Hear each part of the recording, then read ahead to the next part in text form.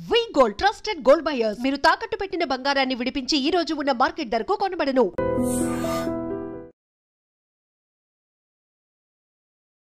Hi hello నమస్తే welcome back to iDream media.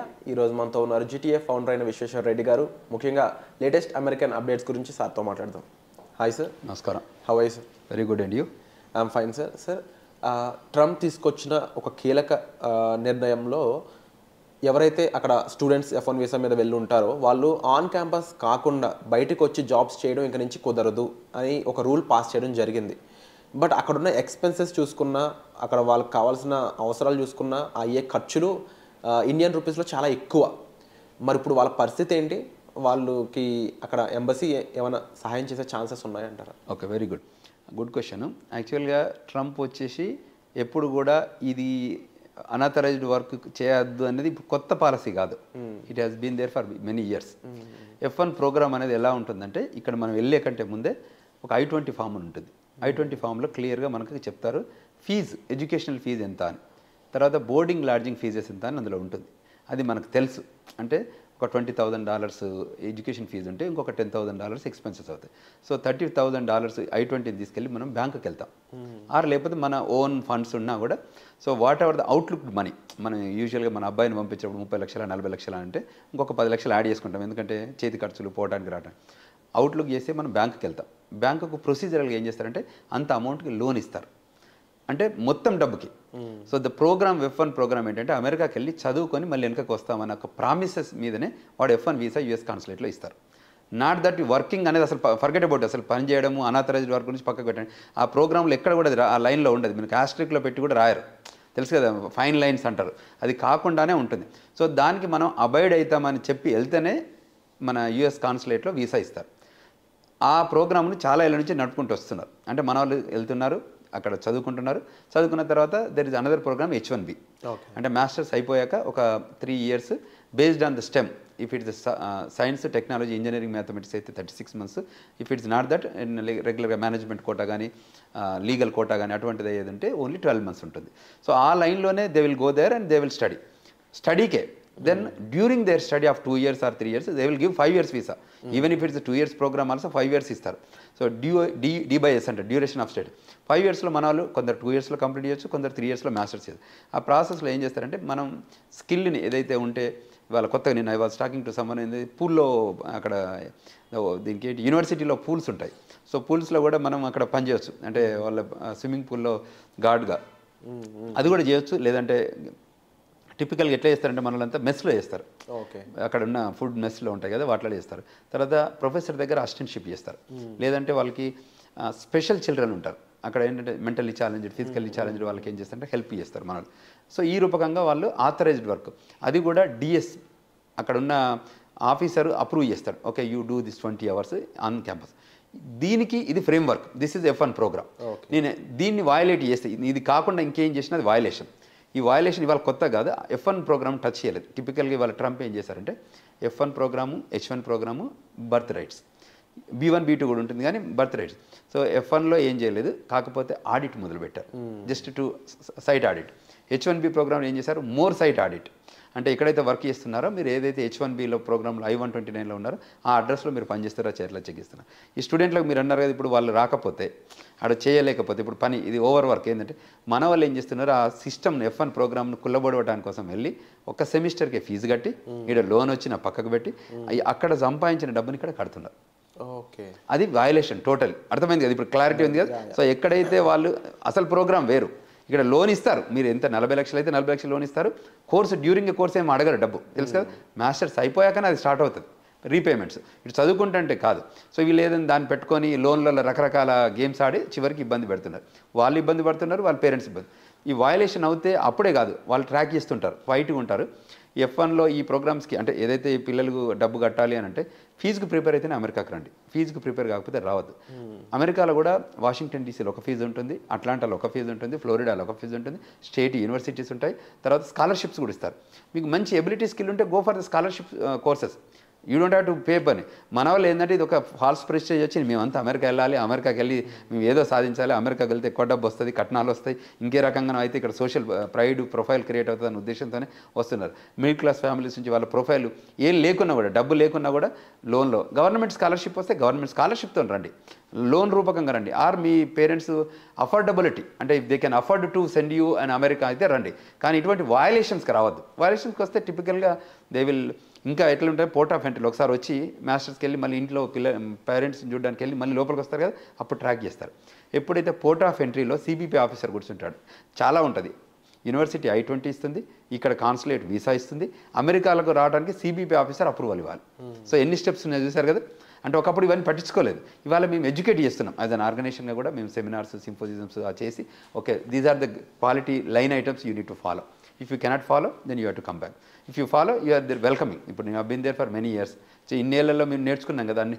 If you followed all the lines, we got the green card, we got the citizenship. అట్లా అంటే నేను టిపికల్గా immigration చాలా బాగుంటుంది. America is the very democratic country, law of the land follow అవుతుంది. తర్వాత the land of opportunities, more employment opportunities, more educational opportunities, more business opportunities. ఇవన్నీ వేరే ఎక్కడ దొరకదు. ప్లస్ అక్కడ పుట్టిన పిల్లలకి సిటిజన్షిప్ ఇస్తారు. సో దాన్ని కూడా ఎందుకంటే బర్త్ రైట్స్ మీద కాన్సెప్ట్ వచ్చింది కాబట్టి దాన్ని కూడా మనల్ని మిస్యూజ్ చేశారు. బర్త్ రైట్స్ మేము ఇస్తే బర్త్ టూరిజం మీరు చేశారు. అర్థమైంది క్లియర్గా? కేవలం పిల్లల కోసం అక్కడ ముందుగా ఒక 3-4 మంత్స్ ముందుగా వెళ్ళిపోయి అక్కడ కంటున్నారనే విషయం వాళ్ళకి తెలిసినా కూడా దాన్ని అప్పుడే రద్దు చేయకపోవడం గల కారణం ఏంటంటే ట్రాకబిలిటీ. ఇప్పుడు ఎలా ఉంటుందంటే మనకు ఇక్కడ కొత్త ఆఫీసర్ వస్తారు కదా, ఒక కొత్త ఎస్పీ వస్తే ఏం చేస్తాడు, ఇమ్మీడియట్గా ఇంప్లిమెంట్ ఏం చేస్తాడు, చాలా గ్రౌండ్ లేదు. ఒక్కొక్క పాలసీ ఏమంటే ఫస్ట్ బిలీవ్ చేశారు. అంటే టిపికల్గా ఏంటంటే మీరు వచ్చి ప్రాపర్గానే ఉంటున్నారు అనుకున్నారు, కానీ ఎప్పటి వరకు వచ్చారంటే 98% ఫ్రాడ్ దాకా వెళ్ళింది. +or-3% ఎప్పుడు వెల్కమ్ చెప్తుంది ఎవరైనా ఇట్లా ఇమీడియట్గా యాక్ట్ చేయరు. Once it's accumulated then it is an accumulated anger. అర్థమైంది కదా మీకు? అది పర్సెంటేజ్ పెంచుకుంటూ వెళ్తే అసలు మేము అక్కడికి వెళ్ళేదే పిల్లలు కనడానికి వెళ్ళే ప్రోగ్రామ్ మీద వెళ్తే ఎలా ఉంటుంది? అక్కడ అనుకోకుండా పిల్లలు పుట్టడం వేరు, కానీ అదే ప్రోగ్రామ్ మీద చీటింగ్ చేద్దాం కంట్రీని అని వెళ్తే వాళ్ళు అబ్జర్వ్ చేస్తారు. డెమోక్రటిక్ పార్టీ మోర్ టిపికల్గా లిబరలైజేషన్ ఉంటుంది, ఇది రిజిడ్గా ఉంటుంది. Republican Party they are more nation first, rightist wing of the country. So వాళ్ళు క్లియర్గా చెప్తారు అన్నట్టు మా కంట్రీ రూల్స్ ఫాలో అయితేనే మీరు ఉండండి, లేకపోతే మేము పంపించేస్తామని ష్రూడ్గా ఉంటారు. ఇక్కడ డెమోక్రటిక్ ఏంటంటే ప్రపంచంలో ఏ గొడవ అయినా, ప్రపంచంలో ఎక్కడ అసైలం ఇష్యూస్ అయినా, ప్రపంచంలో కొట్లాడుకున్నా కూడా వాళ్ళని తీసుకొచ్చి ఈ కంట్రీలో పెట్టుకుంటుంది. మంచి ప్రోగ్రామ్ ఉంది అందులో కూడా. మొన్న ఆఫ్ఘనిస్తాన్ వాళ్ళకి మంచిగా ఇచ్చారు, వాళ్ళకి రావడం వాళ్ళకి వర్క్ పర్మిట్ ఇచ్చారు, ఫ్లైట్లలో తీసుకొచ్చి డంప్ చేశారు, దాన్ని కూడా జియోగ్రఫికల్గా కూడా డిస్ట్రిబ్యూట్ చేశారు. వాళ్ళందరికీ ఫుడ్ స్టాంప్స్ అంటారు, ఫుడ్ స్టాంప్స్ కూడా ఇచ్చారు, అంటే వెల్కమ్ చెప్పి ఇచ్చారు. బట్ ఇప్పుడున్న పోస్ట్ పాండమిక్ రెసిషన్లో America is not welcoming. So అది ప్రాబ్లం, అదే రప్చర్ తప్ప. కానీ Trump is the personality wise ఆయన ఏమంటారంటే లీగల్ ఇమిగ్రేషన్గా రండి, క్వాలిటీ పీపుల్ రండి, స్కిల్డ్ లేబర్ రండి, we welcome it. But cheat చేయడానికి వచ్చారనుకోండి, we don't welcome it, we will send you. అది సంఖ్యలు, కాళ్ళకు బంధాలు, వాట్ ఎవర్ యూ సేవ్ కనిపిస్తున్నాయి కూడా, కనిపిస్తున్నాయి చేస్తారు. అవి వయలేషన్ అయితే ఇప్పుడు నేను ట్రాఫిక్లో వెళ్తూ నేను అక్కడ ఉన్నామని కూడా నేను వయలేట్ చేస్తే నాకు కూడా హ్యాండ్ కప్ వేస్తారు. ఇట్స్ నాట్ దట్ వీళ్ళకి వేస్తారు వాళ్ళకి ఏరని ఉండదు. తప్పు చేస్తే ఎవరైనా, నేను DUIలో దొరికాను అనుకోండి, నాకు కూడా హ్యాండ్ కప్ వేస్తారు, అక్కడ వేసి పట్టుకుపోతారు. సో ఇన్ కేసు నేను అనేది అరెస్ట్ చేస్తే ఎలా ఉంటుంది, ఇక్కడ కూడా ఏంటంటే వయలేషన్స్ క్లియర్గా ఏంటంటే అంతకుముందు లా ఆఫ్ ద ల్యాండ్ పూర్తిగా తెలియలేదు, ఇప్పుడు బాగా తెలుస్తుంది. కాబట్టి ఈ law of the land follow కావాలి. మేముంది, లా ఫర్మ్స్ ఉంది, నాన్ ప్రాఫిట్ ఆర్గనైజేషన్స్ ఉంది. ఏంటంటే వీ వాంట్ టు ఎడ్యుకేట్. ఇప్పుడు మేము ముందు వెళ్ళాము ఒక 25 ఏళ్ల క్రితం, వాళ్ళని కూడా రావాలనే కోరుకుంటున్నాం. ఆ ప్రోగ్రామ్ని యూటిలైజ్ చేసుకోమంటున్నాం. మీరు అక్కడ కూడా సెటిల్ కాండి, ఎందుకంటే generation will move on. The new generation is marching towards to America. We want to welcome everyone. వాళ్ళు కూడా రావాలి, కష్టపడి చదవాలి. నేను మాట్లాడుతుంటే చెప్పామండి, $10 $12 వెళ్ళి గ్యాస్ స్టేషన్, గ్రోసరీ, లిక్కర్ స్టోర్లో పనిచేయడం ఎందుకండి? మీరు కష్టపడి చదివి మీ ఎబిలిటీ చూపిస్తే $100,000 జాబ్ ఆర్డర్ రెడీగా ఉంది. Just focus on that $100,000. Why you want ఇవంటి పని చేస్తూ భయంగా బతుకుతుంటారు. సో మోస్ట్ రీసెంట్ ఇంకా హ్యాపనింగ్ ఏంటంటే నాకు ఒక పేరెంట్ కాల్ చేస్తారు, మాకు every day other than my sleep hour ప్రతి మచ్ ఇమిగ్రేషన్ లాలో ఉన్న వీళ్ళందరూ రిక్వైర్మెంట్స్ వస్తుంటారు, మన ఆఫీస్ కూడా వస్తుంటారు. కాబట్టి చెప్తున్నాడు, మా అబ్బాయి అక్కడ వెళ్ళి పని చేస్తుండండి, ఏం చేయమంటారు ఇప్పుడు అంటే ఆపేయాలని చెప్పాను క్లారిటీ. యూ షుడ్ స్టాప్ అన్నాడు. అంటే సాయంత్రం 5 తర్వాత పని చేయొచ్చా అండి అన్నాడు. అంటే ఎందుకు అన్నాడు అంటే 9 to 5 వచ్చి ఆడిట్ చేస్తారట, 5 తర్వాత ఆడిట్ చేయరట అని. 5 తర్వాత CBP ఆఫీసర్కి తెలియదా, గవర్నమెంట్కి తెలియదా ఎప్పుడు వెళ్ళి ఆడిట్ చేయాలని? మనకేం తెలియదు, వాళ్ళకి ఉంటాయి. 150 దేశాల ఉన్న కంట్రీ వాళ్ళని అక్కడ మేనేజ్ చేస్తుంది ఆ కంట్రీ అంటే కామన్ సెన్స్ ఉండాలి కదా మనకు కూడా. అంటే ఇంకెంత వీలైతే అంత చీట్ చేద్దామా, ఇంకెంత వీలైతే వాట్ ఐమ్ టాకింగ్ అర్థమైంది, వెరీ క్లియర్, అంత ఇంకా చీట్ చేద్దామని. లేదు పని చేయొద్దు, ఇది rule norms, you need to stop it. లేదంటే ఎప్పుడో దొరుకుతారు వాళ్ళు, ఇవాళ కాకపోతే రేపు కాకపోతే ఎల్లుండి దొరకడం. ఎందుకంటే పోర్ట్ ఆఫ్ ఎంట్రీ లేకుండా ఇండియాకి వెళ్ళి మళ్ళీ రాకుండా అయితే ఉండరు కదా. ఈవెన్ 10 ఏళ్ల తర్వాత కూడా వాళ్ళు వయలేట్ చేశారని వాడు గమనిస్తే 10 ఏళ్ళకి కూడా వాళ్ళు వీసా క్యాన్సిల్ చేసి పంపిస్తారు. యూఎస్ సిటిజన్షిప్ కూడా ఇంకా వినాలి ప్రేక్షకులు, అమెరికన్ సిటిజన్షిప్ న్యాచురలైజేషన్ సిటిజన్షిప్. ఇప్పుడు ఇండియాలో పుట్టి అమెరికా వెళ్ళిన వాళ్ళకి F1 కానీ H1 కానీ 140 కానీ 485 కానీ గ్రీన్ కార్డ్ కానీ సిటిజన్షిప్ తీసుకోవచ్చు. అమెరికన్ న్యాచురల్ సిటిజన్షిప్ వచ్చాక కూడా ఇఫ్ యూ వయలేటెడ్ అనుకుంటే మీ సిటిజన్షిప్ని కూడా క్యాన్సిల్ చేసి పంపిస్తారు any time until and unless you born there. అది ఇప్పుడు ఆ బర్త్ సిటిజన్షిప్ కూడా ఇప్పుడు మొదలుపెట్టాడు. ముఖ్యంగా ఫస్ట్ రూల్ ఏదైతే స్టూడెంట్స్ ఆన్ క్యాంపస్ జాబ్స్ ఇది అయితే ముందు నుంచి ఉన్న రూలే, ఇప్పుడు కాస్త కఠినత్వంగా ప్రాపర్గా మేనేజ్ చేస్తూ దాన్ని యాక్చువల్గా ఎలా ఉందో దాన్ని అలా పాటించే విధంగా వాళ్ళు రూల్స్ మార్చడం జరిగిందని సార్ చెప్పడం జరిగింది.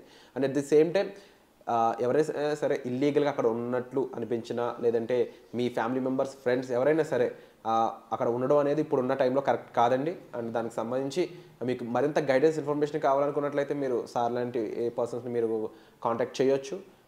ముఖ్యంగా స్టూడెంట్స్ అనే వాళ్ళు అక్కడ చీప్ లేబర్కి అలవాటు పడడం, లేకపోతే చిన్న చిన్న జాబ్స్కి అలవాటు పడడం కంటే కూడా మీ స్టడీ మీద ఫోకస్ చేయండి, మీ స్కిల్ సెట్ని గ్రో చేసుకోండి. స్టెమ్ స్టూడెంట్స్ ముఖ్యంగా మీకు చాలా ఫ్యూచర్ ఉంది, గ్రోత్ ఉంది. ఆర్టిఫిషియల్ ఇంటెలిజెన్స్ అనేది చాలా బిగ్ రేంజ్లో గ్రో అయ్యే ఛాన్సెస్ కనిపిస్తూ ఉన్నాయి. ఎంతోమంది H1s మీద వెళ్ళి అక్కడ $1 lakh అలా సంపాదిస్తున్న వాళ్ళు ఉన్నారు.